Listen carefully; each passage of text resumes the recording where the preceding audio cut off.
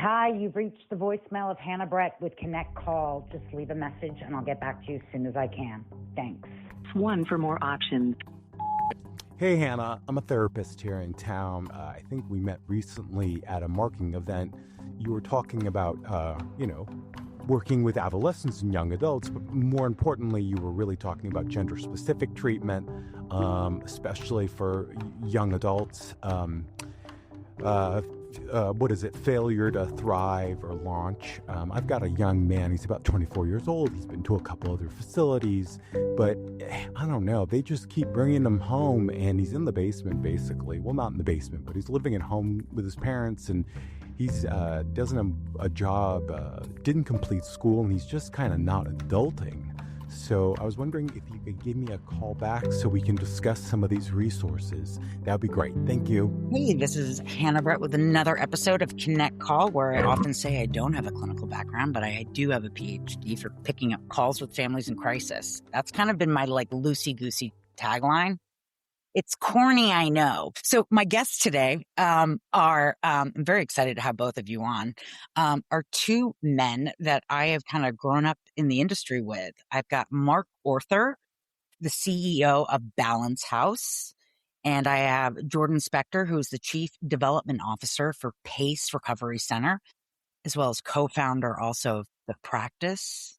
What else is, I'm sure you guys have a lot more on your bios and resumes that I'm not mentioning. But the reason why I brought you both here today is I got a call from a therapist, as you guys heard. He was dealing with a young adult male who had been to, I think, like a couple 30-day programs prior. And, I think what I wanted to really dive into and talk about in this episode is what is, gender-specific treatment, why it's so important for like a young adult male to go away to do a treatment program, maybe for longer than 30 days, what it entails and how effective is it, So my first question is, why do you guys find it important to have treatment programs specifically tailored for young men, and what unique challenges do they face compared to other demographics? And when I say young men, can we talk about what are the ages you guys see? Yeah, I'll jump in, and I want to say how grateful I am to be on your podcast today. Thank you, Hannah, for having me, and to share the stage with such an important person in my journey in this field. Mark Oerther is a huge honor for me. So, Mark, thanks for being here. You have, like all of us, we've looked up to you and all of the stuff that you've done. I have to maybe add some fake stuff to my bio to keep up with you, but I won't do that today. But I'm happy to be here and have this conversation with you both, two friends of mine. And to answer, Hannah, your question, I think at PACE, what we see and what we treat here are clients 18 to 35. I think back in the day, maybe 5-6 years ago, it was more 18 to 30. And we're finding now there are more 30 to 35-year-olds who are, basically maturity level and doing, nothing as well. Like kind of like, from the scene from Wedding Crashers when Will Ferrell's in the basement screaming at his mom to give him some meatloaf. We're finding a lot more of these older guys in their 30s who are, as failure to launch as the younger guys. And with the exact same symptomology of some of these, 18 to 30-year-olds that we treated initially. So 18 to 35 is really what we call young men at our program. You too, Mark? Yeah. And I would say that that's exactly right. Like as far as what we've seen change over time, right? It's like you rewind 5 years ago compared to where we are now. We're like 18 to 40, right? And it's the 40-year-old that's still in mom and dad's basement, probably playing, for me, it'd be Super Mario Brothers, but for other people, it's like something that's more modern.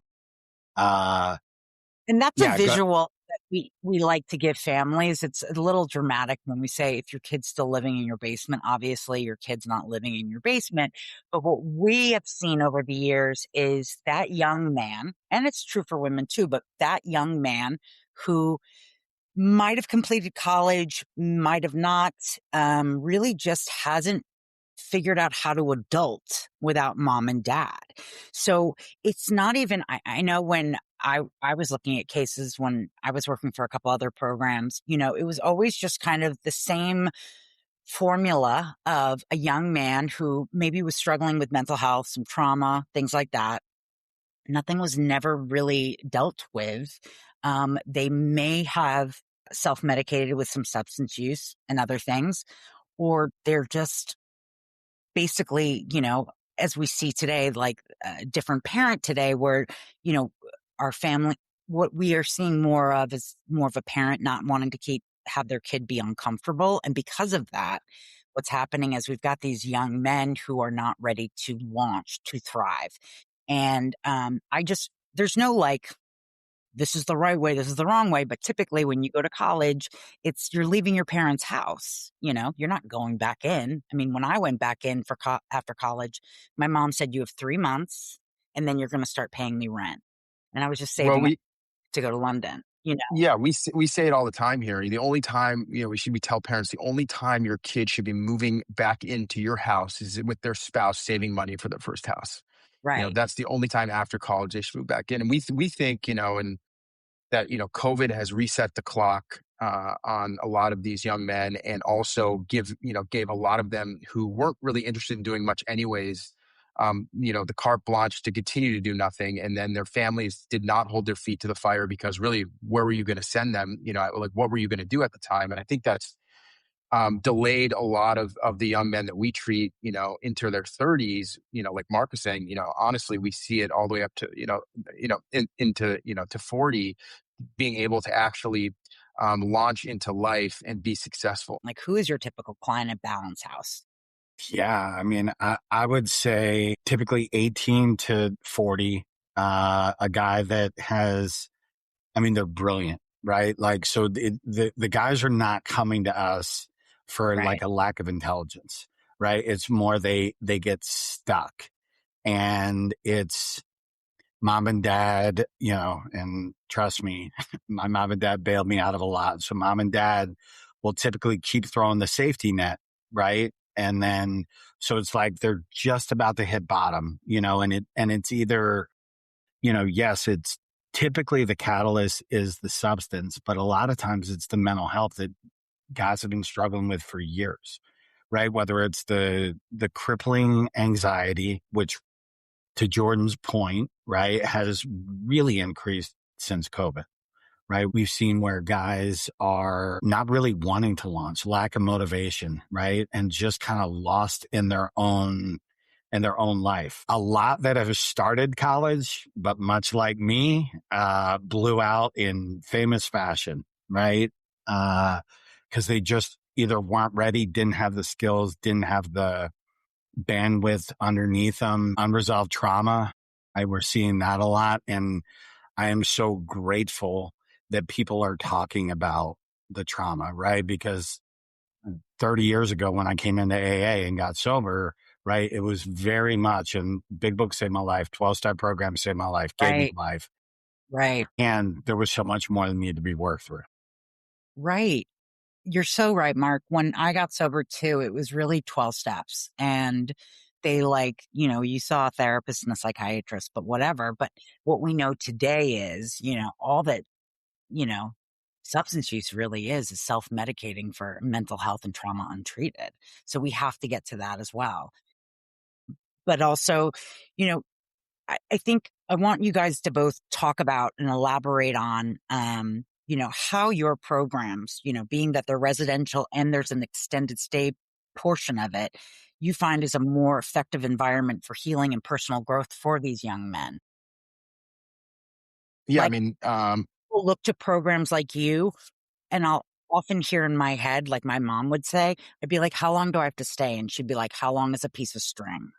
So for every young man, it is obviously different. There is no average stay, but what do you traditionally see, and how,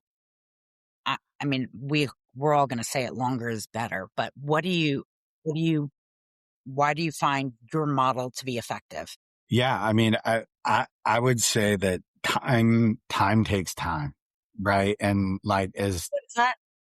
Time takes time, right? Like, having any kind of time at all. And our guys stay for about a year, I would say. Right. And do they have to commit to a year before? No, because that would be like me saying, I'm going to commit to the rest of my life. We as an organization need to earn these guys time. So what I mean by that is, all right, give me 45 days, give me 90 days, give me 60 days, and we will earn the rest. And 100% of the time, maybe 99, we do. Right. And that goes to, and I can as well speak to Jordan and Lenny and the organization that they run, is that it's all about the staff and it's all about the relationships that are created, that where guys will buy in, they feel cared for, they feel loved, they feel supported, and they're building a life that they never knew could exist for them. Right. And so you can't do that in 30 days. You can't do that in 60 days, but they build a community, right, over time. And yes, it's the program, it's the clinical part, it's the recreation, it's the relationships. It's the relationships with these guys that really matter.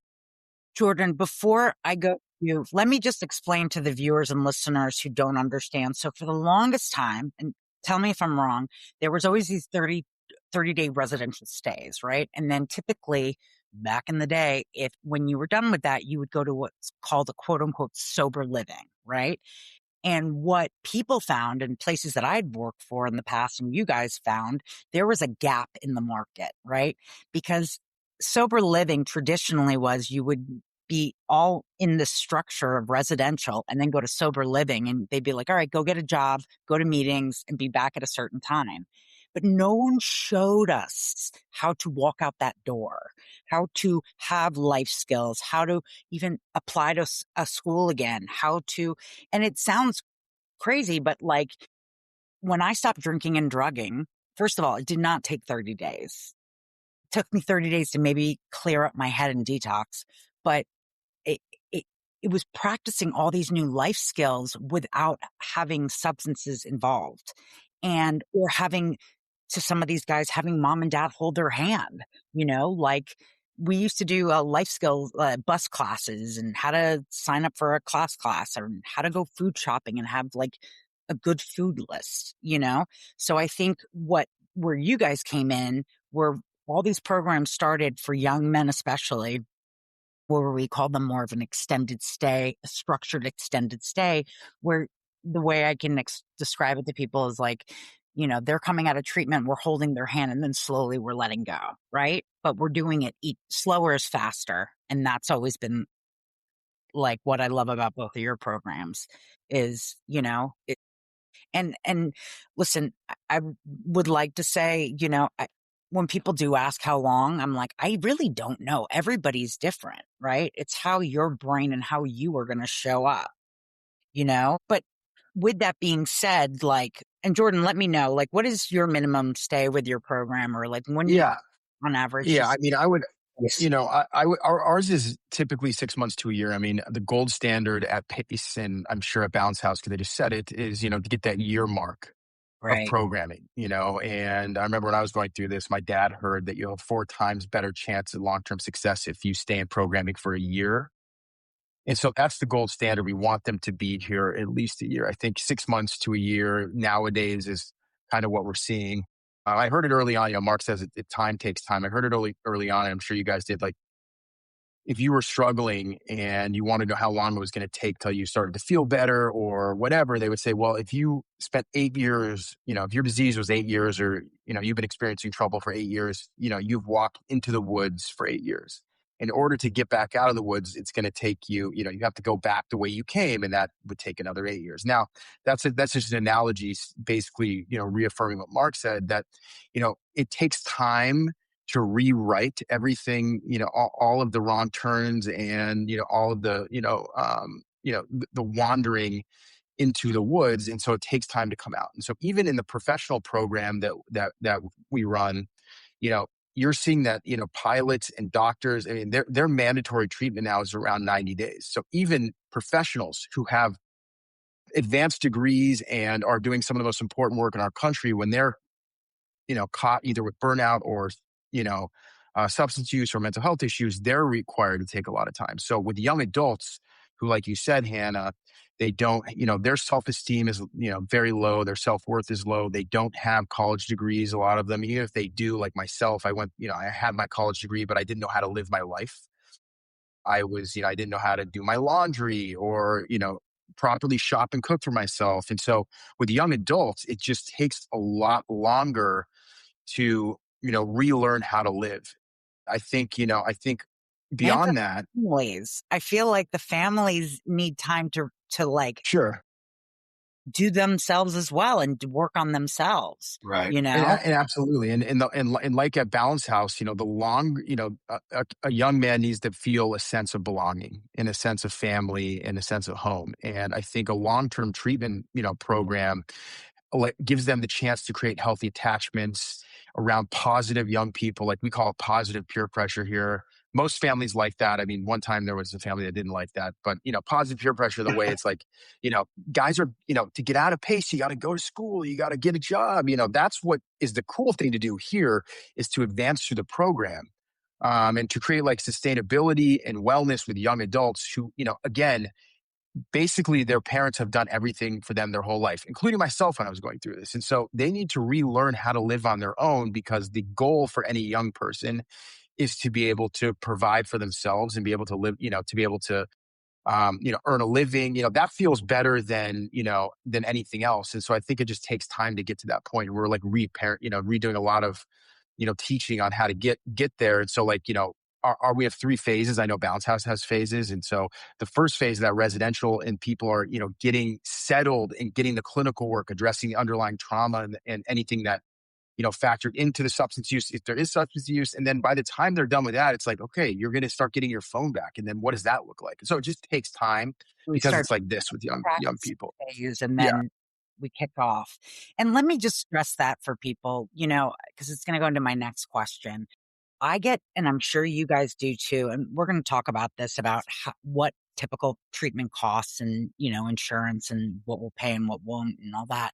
But typically what I will find is I will find the family who has tried a few 30-day in-network with their insurance programs that their son or daughter, but son went to. And they're exhausted because this is the 3rd program now. He is left right after 30 days and, he's not been fixed. So, like, obviously you and I, and we all know this, like, that wasn't the way to go. The way to go probably from the jump was to do something like a Balance House or a PACE recovery center, just because, if you do it, what's the saying? If you do it, I don't remember, but longer is better. But everybody wants to find out and do this 30-day and just go back to home and try to go back to work. But what do you say to those families that are completely financially and emotionally exhausted? And they're like, I don't know if this is going to work this time. It didn't work the last few times, because your programs are so different. Yeah. I mean, we hear it, right? I for sure hear it, where it's like, it's kind of the opposite, right? Like the standard is the opposite of what you said, which is longer is better, right? But they're like, the shorter is better, right? It's that shiny object. And a lot of times the timeline doesn't match the problem, right? It's exactly what Jordan was referencing, which is it takes so long that we've walked into this problem. I created a lifetime of nightmares for my parents. And I was, by the time I was 21, right? And so to get a sense of normalcy around me and in me, it took time. Yes, like for sure, people want to do the 30 days. I think it takes 30, if not 60 days for the brain to catch up to the body, where, right, where like I am thinking normally and understanding, because that's just the treatment aspect of things. And then you still have the life to learn how to lead of, I didn't know how to be a human being, right? Like when I got sober, right? Like I didn't know how to be a productive member of society. And, I didn't know what purpose meant. And so these are the things that I feel like these guys are missing, right? Because if I go to treatment, which I did, by the way, went to a 30-day stay, it is so easy for me to go backwards, right? Because I went back to the same environment, made the same decisions, and hung out with the same people. Time gives you time. Time gives you protection. And yeah, I mean, it is for sure an investment, right? Of financially for the families and or the clients, right? We've had some guys that have paid for themselves, understanding that they're investing in their future. I think, Yeah. go on, Dor, you go.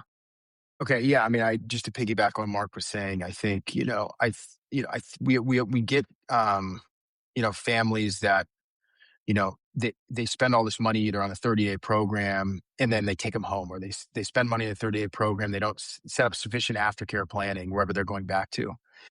And, even, our first phase is 90-day minimum. That's what we require at PACE. So if you come here, I mean, we require 90-day, that somebody's going to be here for 90 days, that first commitment. And then when, families are pulling their kids home after 90 days, we say, what are they going back to? What are they, what are they even going back to? Most of the guys that come to PACE, they finally have more friends they've ever had in their life. When they're at home, they've been isolating, like Mark was saying, in their basement playing video games, gambling, we're seeing so much of now, basically not even able to, even be social. They're on their phone so much. So everyone's, hurrying up to get home. But what are you even, what is that? What are you even doing at home? You're going to go back to where you have unhealthy friends or no friends. You're going to go back in your room. It's like, parents have a really easy, their forgetter part of their brain is very strong because they don't realize a lot of times where they were at even 30 days ago or at the beginning of this process when they're calling us from psych hospitals or, just like the crazy situations before they would take action to come to a Bounce House or PACE. And, we always say to them, like, where, what is the plan now? Like, what do they have at home? And try to get the families to see that there really is nothing left for them at home. Maybe one day they can go back there after they take the time to build a life up for themselves. But for now, they have more friends they've ever had in their lives. They're part of like what we call the PACE brotherhood here. And, and I think, that, giving it another shot, finding a place that can be with someone long-term, they're with their same therapist over the course of time here, the same psychiatrist, the treatment team at both programs, I'm sure know these clients all the way through. And so by giving them the chance to be somewhere long-term, they're giving them, giving their loved one a chance to be successful long-term. And this is what I wish insurance companies would listen to as well. And all families, if you hear nothing else, hear this. For any individual going into treatment, right? That's, your stuff is being fed by some anxiety, depression, bipolar, you name it. Medications are tried out. This is not a quick fix, To taper off a medication can take a month. To then add a medication and feel a shift, it could take a month to 6 weeks. So, we need time. What did you say? Time heals time? Time makes time? Time takes time. Time takes time. It really does. And here's where there's the disconnect, and it's unfortunate. Listen, there are many families I talk to that will be like, I need to know when my son can return to Brown, And I'll be like, stop. For sure. Yep. But what we are going to do is that check that you're writing to Brown next semester, you're going to be writing to the treatment center because this is a better investment for your child. A lot of families get hung up on they have to stay on course, but if they are just not thriving, surviving, and living, like there's no point in doing that. It's a horrible investment of your money.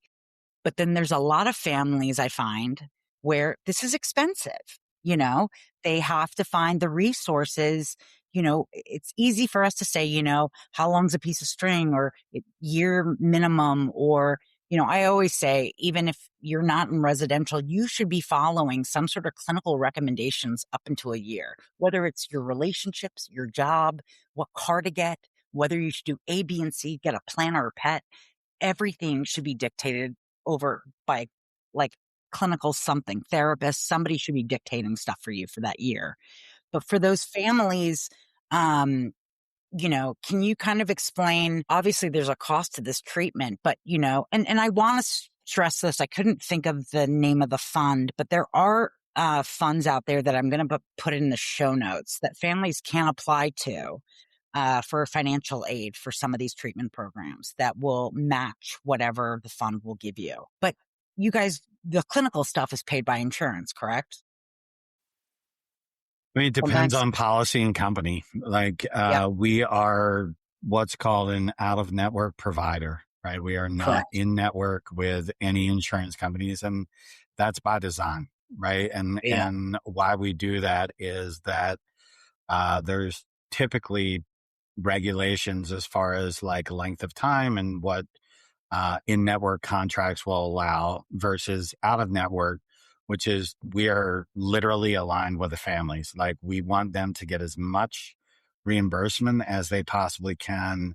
We will provide all of the documentation, all of the assessments, and all the claims that are necessary for a family to get reimbursed. So that is where, as what we do. So upon admission, right, like the families will be paying the tuition, and then we quickly get to work on the reimbursement process. Yeah. And let me stress this. And again, this is, especially with the families who have sent their kids to a private school and then they're like private college or university and say they don't have the money for this type of treatment. You're just literally switching. You're just investing in because what will happen with these young men, tell me if I'm wrong, but by the time they're leaving your programs, this is what we did with the program I worked for, is we would have them then, if they were in school and we were pulling them out, we would have them start looking at universities and colleges in the country that had a recovery or mental health component to the campus, which would support them, because very rare I'd see a kid there was one kid that I'd pull him out of one campus that he'd go return to that after the treatment. Yeah, and we see the same thing. Like, the one cool thing about Salt Lake has been, like, we see a lot of families from the East Coast for whatever reason. The typical line is, "I'll never stay in Utah," and then they end up staying in Utah, right? And they may end up going to the local university. The thing that we see, which is very appealing to families, that, like Jordan was talking about with the phase system, we have the fourth phase, which is apartments that we own, where guys move in and they're paying part of their rent, right? So parents, of course, love that part of it. And by the time they're leaving, they should have at least $5,000 to $10,000 saved in their account, right? Because we do not want them going backwards, right? They're working part-time. We don't want them working full-time, because then they'll get too busy and forget why they're actually here. But if they're working part-time and they're able to save and do all those things, and guys are wanting to go back to school, right? Because they're clear-headed. And, back to what I said before, these are some of the most brilliant guys I've ever met, right? And they just need a little bit of direction, right? And, navigation through their life in order to figure it out. I always used to say to young adults when I tell my story, if you used your powers for good and not evil, you know what I mean? Like, don't mess with somebody who gets addicted to something, because what we want, I try to go after, I hate to say it, no, I'm not going to say it, but I would go after life the kind of way I'd go after that next high, that next fix. 100%. Yeah. And I think what's important is, and I need to stress this, when I left treatment the first couple times, like, I just remember even going into a restaurant and having to pick up my to-go order at the bar. Like, no one teaches you these things. And that's why, like, I have to tell you, the work that you two are doing and the programs that you guys have, to me, and the extended portion of that is as important, if not more important than, you know what I mean? Because it's really it's the practicing of getting them, and when parents don't get that, we just, we ask them to, try to learn a language in 30 days, get back to us on that, or. I love that you just shared that, because So I got sober in South Carolina, and they sell alcohol in the grocery stores. And so for a year, I would avoid that aisle, even though I needed something that was down the aisle other than, right. And so, yes, no one, you had to do that aisle. no, right. No one teaches you that, like, you're not going to get bit, or you're not going to catch on, right. You're not going to catch on fire or whatever. And it's like normalizing life for these guys. And, the three people that are on this call, right?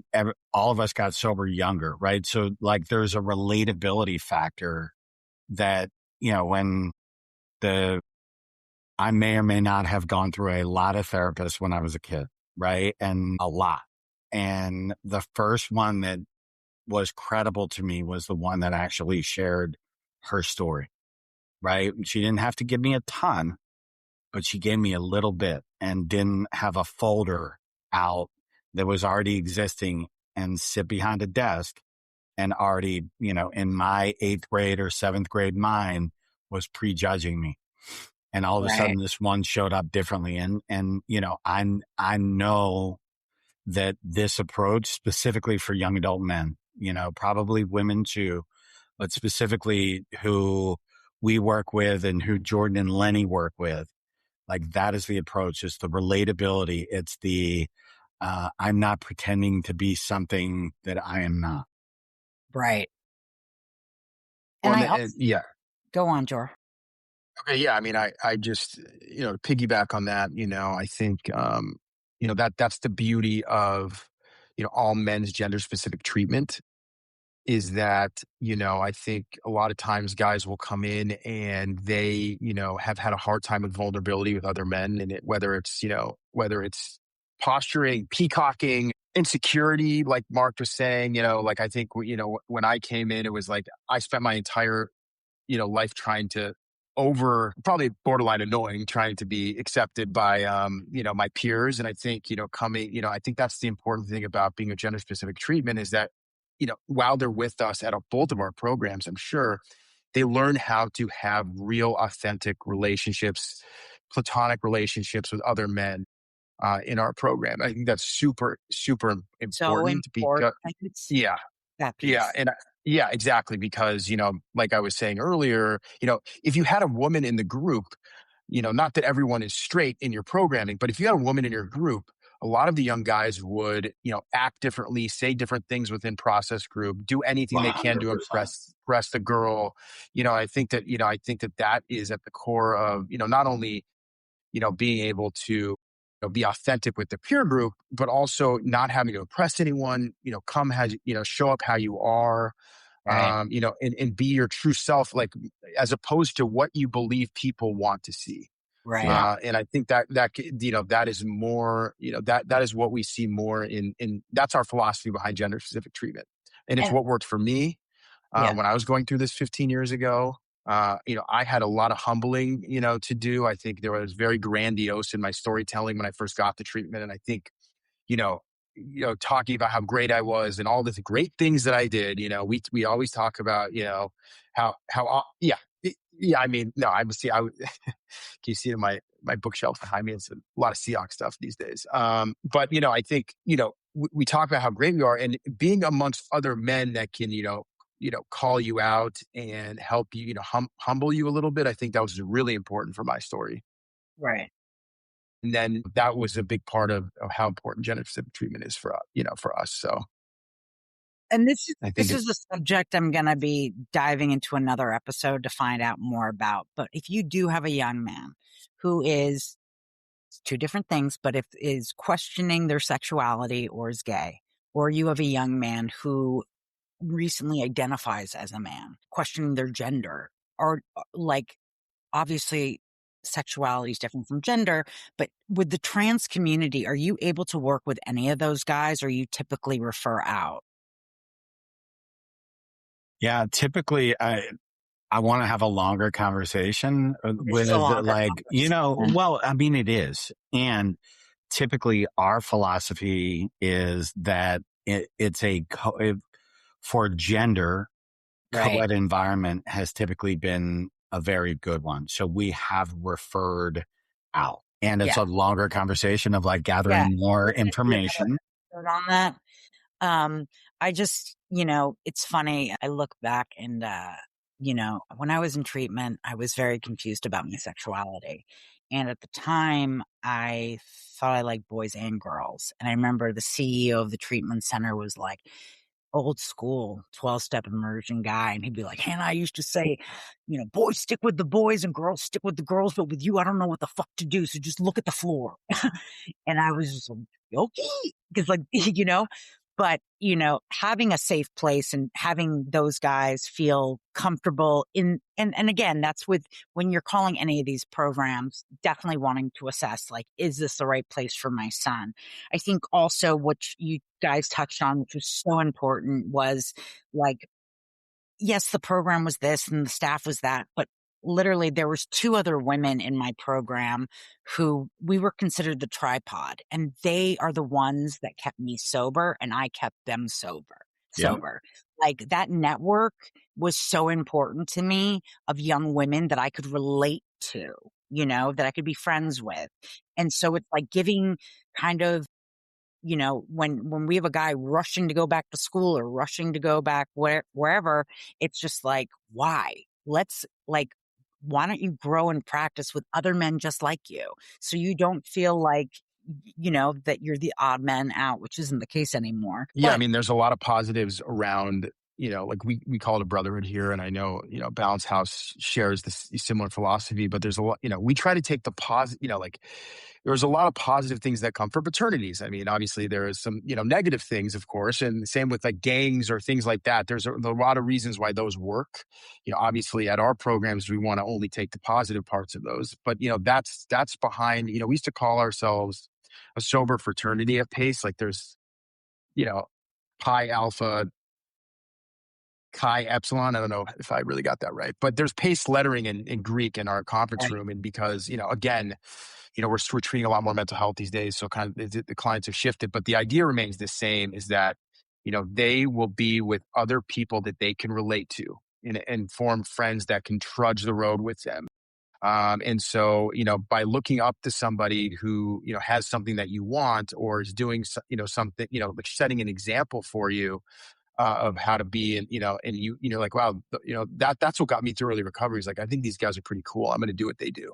And so just that simple thing, obviously there's a lot of clinical work, but just that, simple thing about being within a brotherhood of men, like you were saying, that you can relate to, and that peer group that will help, push you through the dark times, I think is so important. And I know that, both Pace and Balance House, they're the similar things. Like we have, we have rec league basketball, we have softball leagues, lots of experiential activities for the brotherhood as a whole. They go paintballing, they go karting.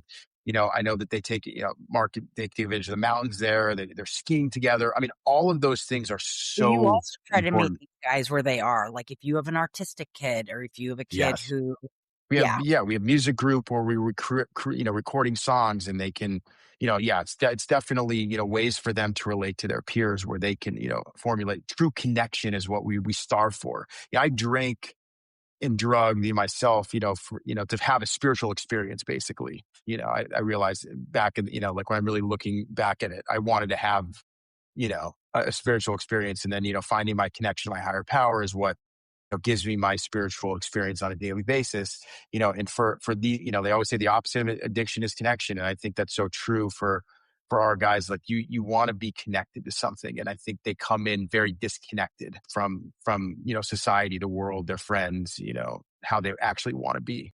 and I also want to stress this, we have a couple more questions, but really stress this because I can see this already happening, and no judgment, but I need people to understand, and maybe you guys can better clarify what you're seeing. But, when we all went to treatment, it was like 12 steps, right? And we like did this and that. But today we're just seeing more of a complicated case, right? We're seeing more of a guy, even any woman, who needs real strong clinical work being in their program, as well as they can do 12 steps or some other. I mean, I'm a big believer. Yes, 12 steps works for me. Doesn't have to be for everybody else.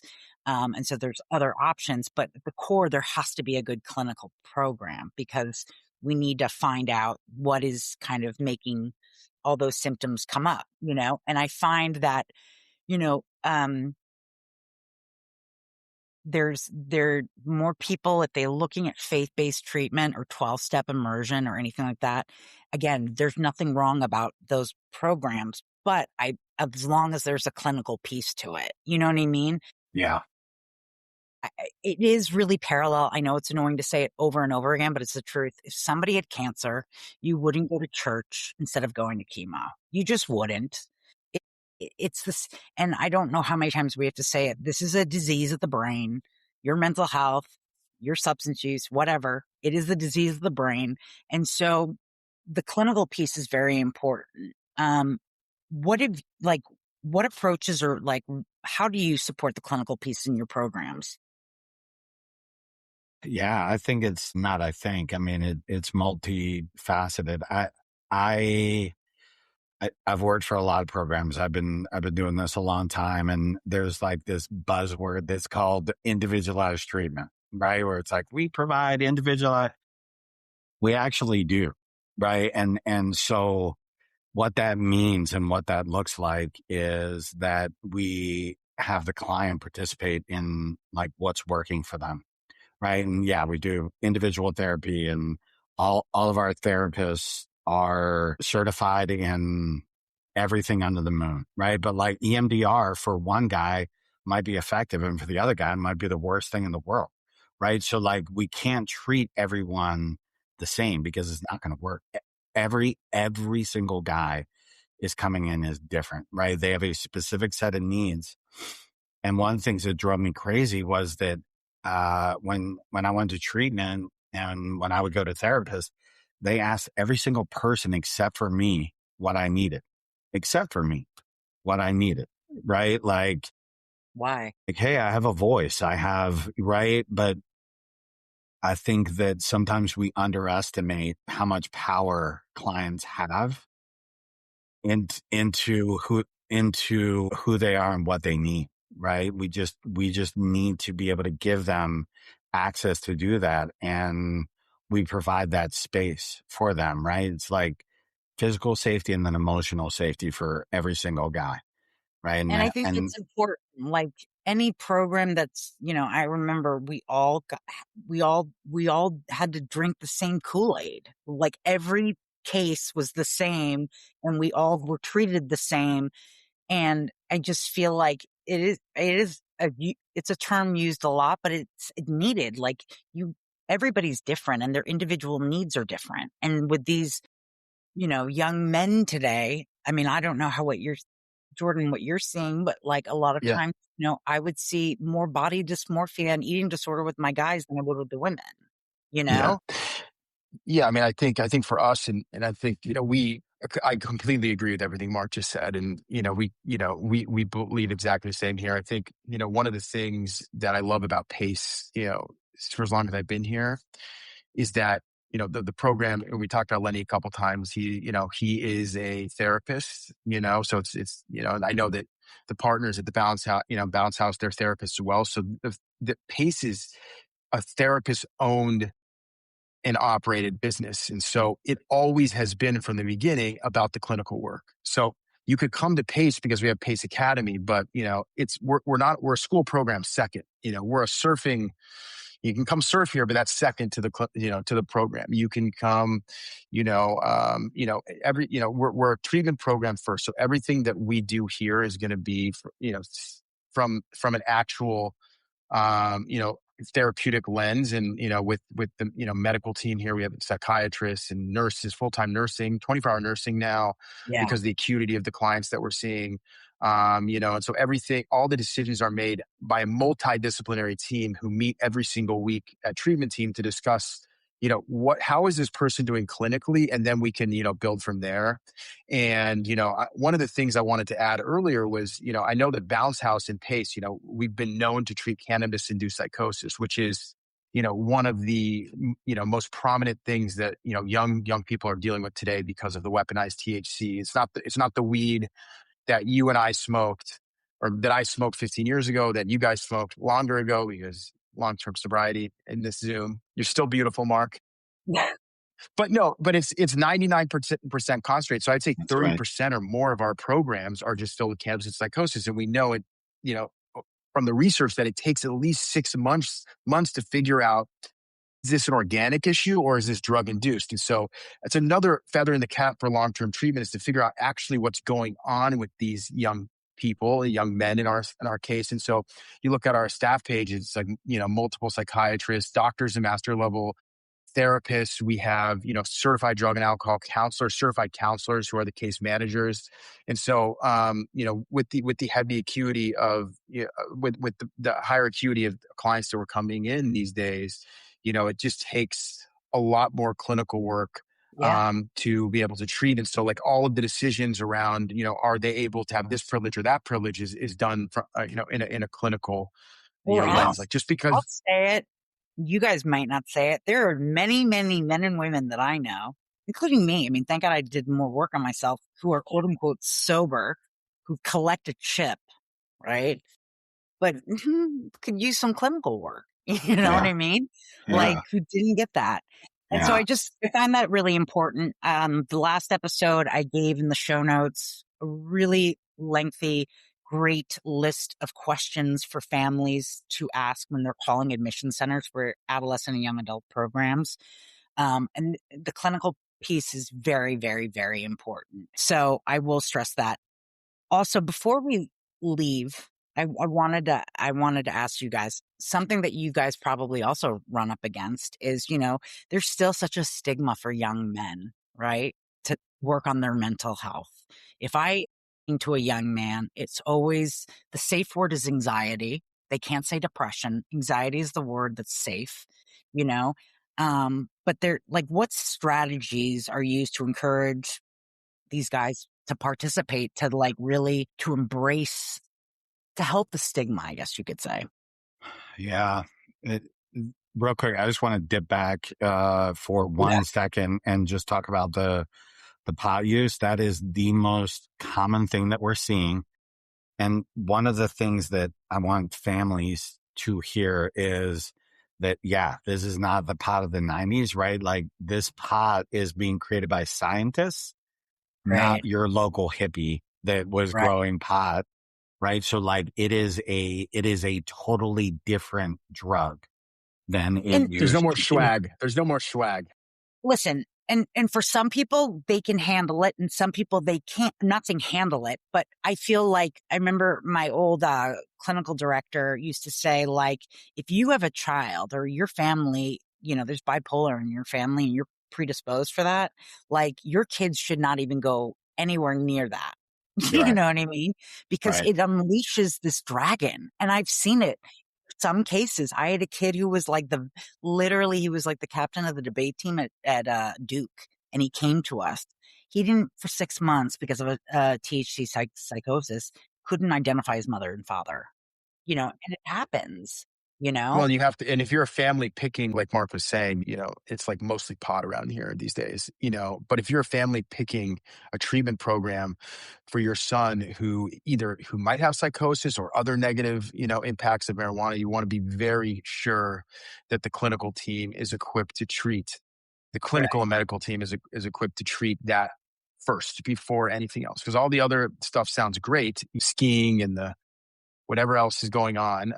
But if they're not treating that, there is no way are they able to even take, part in those things. And then also that's the most important thing to treat. And that's what's really important to stress, because I know, and I'm not going to mention names, but certain people on the Hill who are in charge of our health department in this country are looking, there is a trajectory of opening up 60 something faith-based treatment centers all over America as an expansion of mental health benefits to make America healthy again. I'm, again, not anti it, as long as there's a very, very, very strong clinical program involved. One of the most common things that I see, and, Jordan, you tell me if you see this too, is a lack of purpose with our guys. right? Like they wake up every single day and they're surrounded by mediocrity because they Right. just don't feel like they're fulfilling, right? Like all of us were put here for a reason, right? Whatever that is.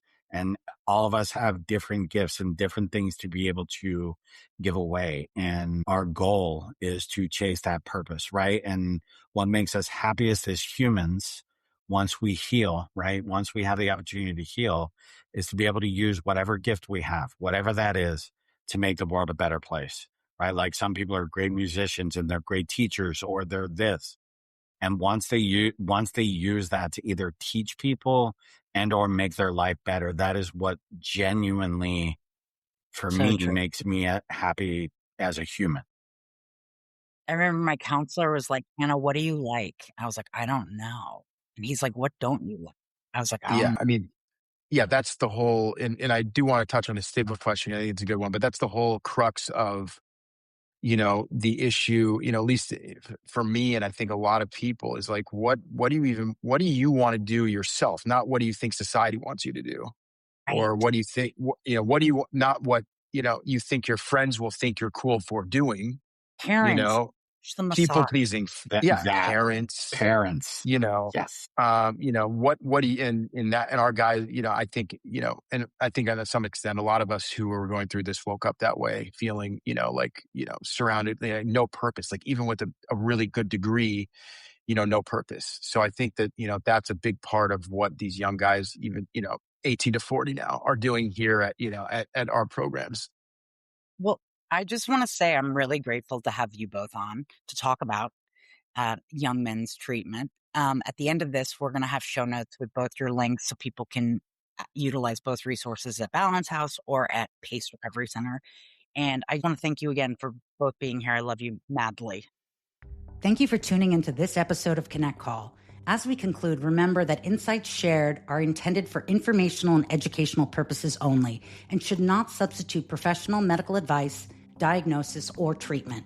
We strongly recommend consulting a qualified medical health professional or healthcare provider for personalized advice tailored to your unique needs. Your mental health journey is important, and having the right support is essential. If you're experiencing a mental health crisis or require immediate assistance, please reach out to a mental health provider or emergency services in your area. We're grateful to have you as part of our community, and your well-being remains our priority. So follow us on social media to stay connected, and be sure to catch one of our episodes on our YouTube channel. We're here to support you every step of the way.